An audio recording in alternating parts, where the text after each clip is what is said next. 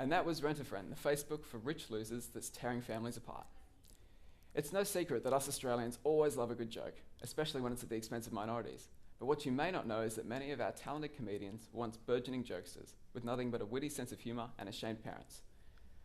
One former student of the Australian National Institute of Aspiring Comics, Evan Keel, has both publicly revealed the secretive organisation and has claimed that it's not doing enough to foster young talent. Tonight, our cameras take a world-exclusive look inside ENIAC, which these days is struggling to produce the superstar quality of comics that we once adored. So a man walks into a bar with a cheese sandwich tucked under his arm.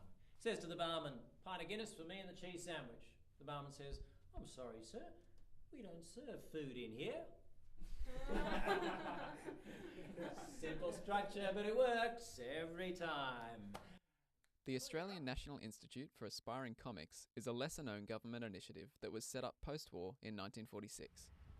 Yeah, what most people don't know is that the Australian National Institute for Aspiring Comics is actually the model that the government used for the Australian Institute of Sport. Thankfully, unlike the AIS, until this little kerfuffle, we've kind of flown underneath the radar, a bit like Malaysian Airlines Flight 370. ENIAC has had many notable exports over the years and has shaped and defined Australia as the comedy capital of the world. From Dame Edna to Paul Hogan, Chaser Boys, Ando, Carl Barron. It all started here, mate. What did the fisherman say to the card magician? Pick a cod, any cod.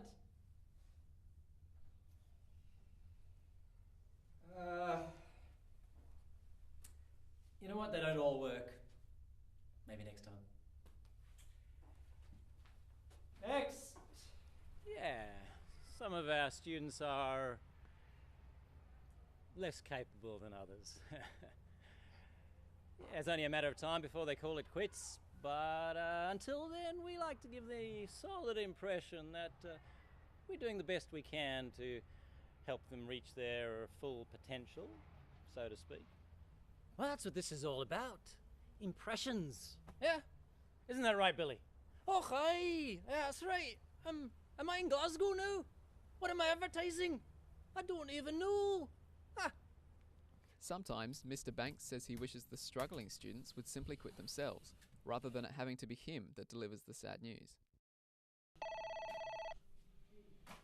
Yo. Mr. Banks, Hugh Morris is here to see you. Oh,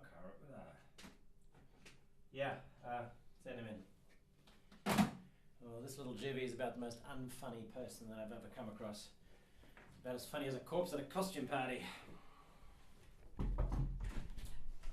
Huey Morris! Hey! Yeah, take a seat, mate. Not literally. What can I do you for? Alright, well, as you may know that recently I've been a bit absent and I'm a bit behind on my work, so just wondering if I could run some jokes by you. Ah. Right, good, shoot. Alright, well, two satellites decided to get married. The wedding wasn't too good, but the reception was amazing. Okay. Alright then. What did sushi A say to sushi B? Wasabi! Alright then. Did you hear about the guy who invented the knock-knock joke? He won the Nobel Prize. Alright, that's enough, Huey. Look, these are awful, genuine rubbish. Reality is, unlike the guy who did invent the knock-knock joke, you're not going to be the father of the comic revolution. Maybe it's time we, thought about parting. So I know I can do better. Yeah, look, that's enough. Your jokes have really been at this level for months now. I don't think there's going to be a huge amount of improvement. I'm about as optimistic as a Jew with a bacon and egg McMuffin sandwich, But regarding your jokes. So I know I can do better if you just give me one more chance. Huey, this is a government institution, please. Don't make it harder than it is. I will have your termination papers sent to you. Thank you very much. Nice to have known you. Have a nice life. Yeah, it's not easy, to tell someone that they just don't have what it takes. But, you got to cup it on the chin, ease into it, and give them a smile. Always works. What do you call a computer that sings? You.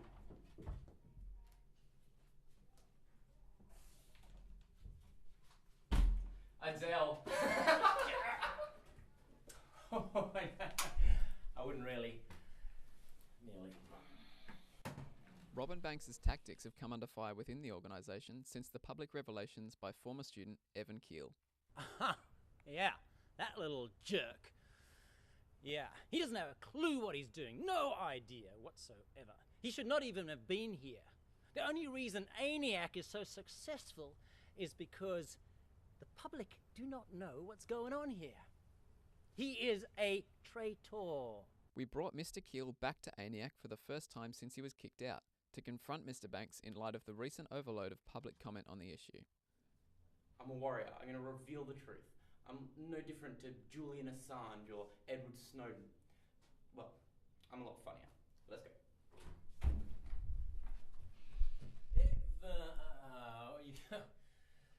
What do you want here, mate? I'm here to tell you that the way that you treat students, the way that you treat future talent at this institution is just not acceptable. All right then. You think you've got talent? All right. I'll allow you and everyone else back in for your improved treatment. You know what? To be fair, I'll even quit my job if you can make me laugh in the next 10 seconds. Ready, steady, and voila. Why was the boy safe? Why? Because he had a frog stapled to his face. Get out! I'm not even answering that. Far out, he is terrible, isn't he? Yeah, you see what I've got to put up with? I mean, I love my job, but that is a waste of time and money and oxygen